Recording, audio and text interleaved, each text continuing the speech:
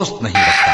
جن مسلمانوں سے خواہ مخواہ لڑائی کی جاتی ہے ان کو اجازت ہے کہ وہ بھی لڑیں، کیونکہ ان پر ظلم ہو رہا ہے، اور اللہ ان کی مدد کرے گا، وہ یقیناً ان کی مدد پر قادر ہے۔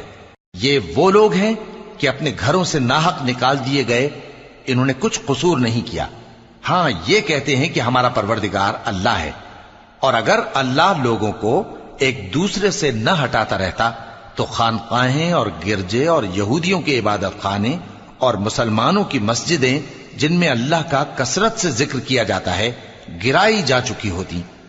اور جو شخص اللہ کی مدد کرتا ہے اللہ اس کی ضرور مدد کرتا ہے، بے شک اللہ توانا ہے، غالب ہے۔ یہ وہ لوگ ہیں کہ اگر ہم ان کو ملک میں حکومت دے دیں تو نماز قائم کریں اور زکوٰۃ ادا کریں اور نیک کام کرنے کا حکم دیں اور برے کاموں سے منع کریں، اور سب کاموں کا انجام اللہ ہی کے اختیار میں ہے۔